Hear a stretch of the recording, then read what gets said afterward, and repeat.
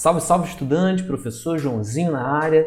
Olha só que tema maneiro que eu trouxe aqui pra gente. Mecânica do sistema de polias. Você não vai se arrepender dessa dica. Aconselho a você a estudar um pouquinho mais sobre leis de Newton antes de assistir esse vídeo. É um pré-requisito muito importante.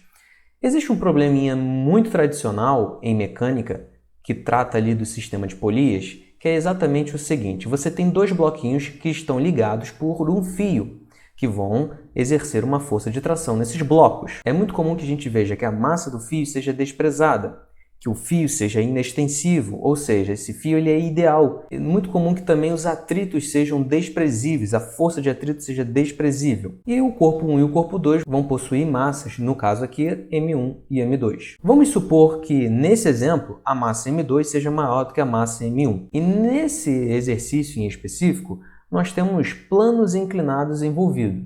Nesse plano inclinado da esquerda, nós temos um ângulo alfa com relação à horizontal. Nesse plano inclinado da direita, nós temos um ângulo θ relacionado com a horizontal. Cada um desses blocos são exercidos nele uma força-peso, também a força de tração e a força que o próprio plano inclinado, que é a superfície, exerce no bloco. A força-peso ela pode ser decomposta na sua composição do eixo Y e na sua composição do eixo X, Px e Py.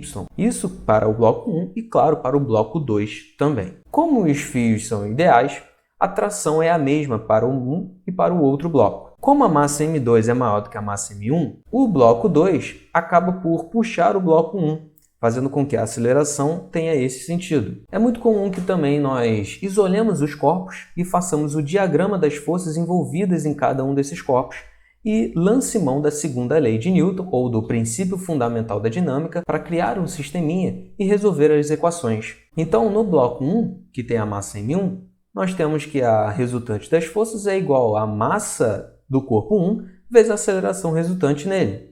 No eixo Y, para o corpo 1, vemos que a força normal menos a componente y do peso é igual a zero, ou seja, não há movimento no eixo y.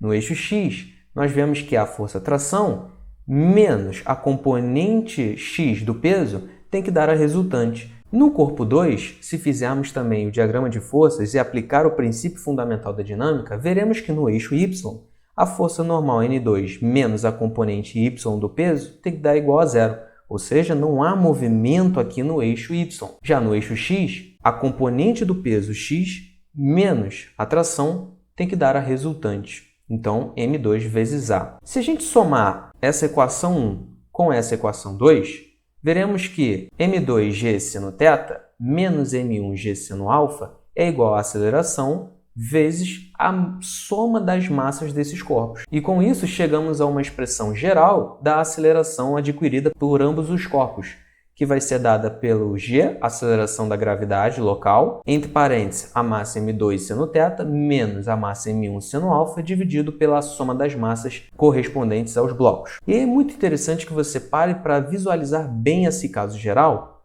porque se você parar para pensar, existem alguns casos particulares em que a gente pode simplesmente olhar para os ângulos envolvidos e verificar, a partir da equação geral da aceleração, o resultado de algumas equações particulares para o valor da aceleração. Vejamos esse primeiro caso particular, onde nós temos um plano horizontal e um plano na vertical. Um plano totalmente horizontal significa que o alfa é 0 graus. Um plano na vertical significa que o θ vai assumir o valor de 90 graus. Se a gente pegar esses dois valores e jogar na equação geral da aceleração, seno de alfa, ou seja, seno de 0 graus, vai dar 0. E o seno de 90 graus vai dar 1, fazendo com que essa aceleração seja m2g dividido por m1 mais m2. Esse é um caso particular. Vamos passar para o outro. Em outro caso particular, nós temos que um plano totalmente horizontal, alfa 0 graus, e nós podemos também ter ali um plano inclinado com um ângulo θ qualquer. Eu tenho um alfa 0 graus e um ângulo θ qualquer. Joguei esses dois valores na equação geral, nós vamos adquirir essa expressão para a aceleração. Veja a diferença dessa expressão para essa primeira do primeiro caso particular. Apareceu ali um seno θ, aqui não tem.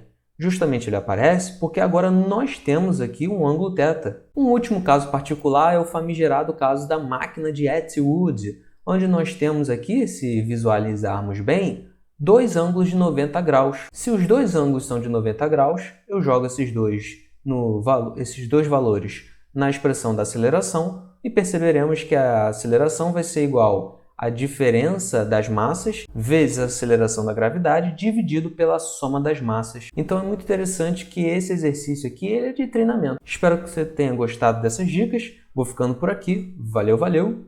Fui!